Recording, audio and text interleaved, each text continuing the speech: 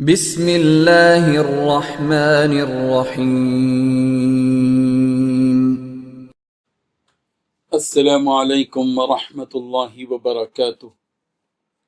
ان الحمد للہ نحمده ونستعینه ونستغفره ونستهدیه والصلاة والسلام على سید المرسلین محمد وآلہ وصحبہ اجمعین، اما بعد۔ حاضرین و ناظرین، یہ درس قرآن نمبر 330 ہے، اور آج سورہ آل عمران کی صرف ایک آیت کی تلاوت و تشریح کی جائے گی، آیت نمبر 179۔ اعوذ باللہ من الشیطان الرجیم، بسم اللہ الرحمن الرحیم۔ ما كان الله ليذر المؤمنين على ما أنتم عليه حتى يميز الخبيث من الطيب، وما كان الله ليطلعكم على الغيب ولكن الله يجتبي من رسله من يشاء، فآمنوا بالله ورسله وإن تؤمنوا وتتقوا فلكم أجر عظيم۔ صدق اللہ العظیم۔ لفظی ترجمہ یوں ہے، ما کان اللہ، ایسا نہیں ہے کہ اللہ لیذر المؤمنین، کہ چھوڑ دے مومنوں کو، علی ما انتم علیہ، اس حالت پر کہ تم اس پر ہو، حتیٰ یہاں تک کہ یمیز الخبیث، وہ علیحدہ کر دے ناپاک کو، من الطیب، پاک سے۔ وما کان اللہ، اور ایسا نہیں ہے کہ اللہ لیطلعکم علی الغیب، کہ وہ تمہیں مطلع کرے غیب پر، ولیکن اللہ، لیکن اللہ، یجتبی، پسند کرتا ہے، من رسولہ، اپنے رسولوں میں سے، من یشاء، جسے چاہتا ہے، فآمنوا، لہذا تم ایمان لاؤ، باللہ، اللہ کے ساتھ، ورسولہ، اور اس کے رسولوں کے ساتھ، وَإِن تُؤْمِنُوا، اور اگر تم ایمان لاؤ گے، وَتَتَّقُوا، اور تقوی اختیار کرو گے، فَلَكُمْ، تو تمہارے لیے ہے، اجر عظیم، بہت بڑا اجر۔ ترجمہ یوں ہے، لوگو، جب تک اللہ ناپاک کو پاک سے الگ نہ کر دے گا، مومنوں کو اس حال میں جس میں تم ہو ہرگز نہیں رہنے دے گا، اور اللہ تم کو غیب کی باتوں سے بھی مطلع نہیں کرے گا۔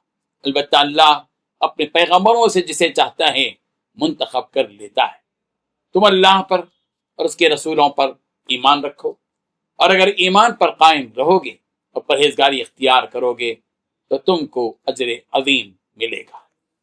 اس آیت میں 4 باتیں بتلائی گئی ہیں۔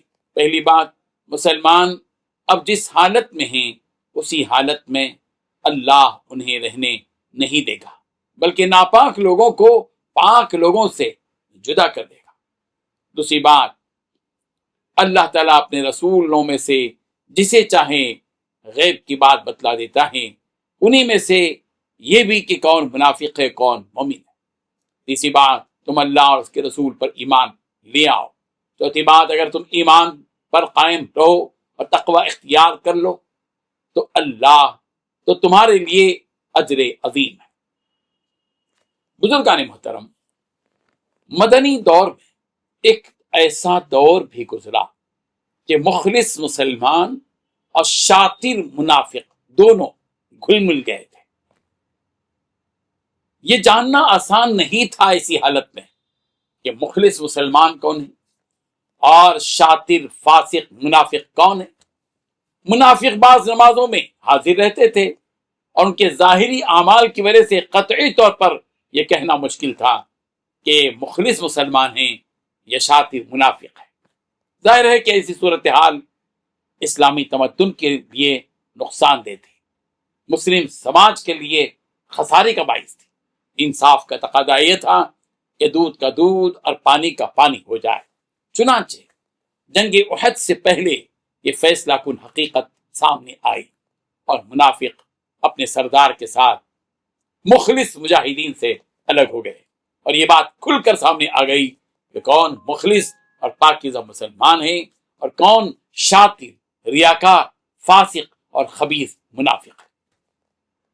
اس حقیقت کو اس آیت کی ابتدا میں بتلایا گیا کہ جس حالت میں اب مسلمان ہیں انہیں اس حالت میں اللہ تعالیٰ رہنے نہیں دے گا، بلکہ ناپاک لوگوں کو پاک لوگوں سے جدا کر دے گا۔ اللہ تعالیٰ نے رسول رحمت صلی اللہ علیہ وسلم کو ان منافقین کے بارے میں بطور وحی اس بات کی اطلاع دے دی کہ ان میں سے کون منافق ہے۔ اس آیت میں اس بات کا مطالبہ بھی کیا گیا کہ حقیقی معنی میں جس طرح اللہ اور اس کے رسول پر ایمان لانا چاہیے، اس معیار کا ایمان لے آؤ، اسی معیار کا ایمان لاؤ جس معیار کے ایمان کا تقاضا اور اس کا مطالبہ کیا جا رہا ہے۔ یہاں یہ حقیقت بھی بتا دی گئی کہ اگر تمہاری اندر یہ دو صفتیں پائیدار انداز میں آ جائیں کہ تم حقیقی مومن اور حقیقی متقی بن جاؤ، تو اللہ کے ہاں تمہیں محروم نہیں کیا جائے گا، بلکہ رب ذوالجلال کے دربار میں اجر عظیم ان کا استقبال کرے گا۔ قرآن مجید میں ایمان کے ساتھ تقوی کا ذکر کئی جگہ کیا گیا ہے۔ سورہ مائدہ کی آیت نمبر 57 میں کہا گیا واتقوا اللہ ان کنتم مؤمنین، اللہ سے ڈرو اگر تم مومن ہو۔ اللہ تبارک و تعالی ہمارے اس ایمان کے ساتھ تقوی کو ملا دے، تقوی کو جوڑ دے، اور اسی ایمان اور تقوی کی بنیاد پر پروردگار ہمارے ان اعمال کو قبول فرما لے۔ آمین وآخر دعوانا ان الحمد للہ رب العالمین۔ ڈیلی درس قرآن کو سبسکرائب کیجئے، اپنے تاثرات اور مشورے ارسال کیجئے، اور متعلقین کے گروپ بنا کر انہیں روزانہ درس قرآن بھیجیں اور اجر ثواب پائیں۔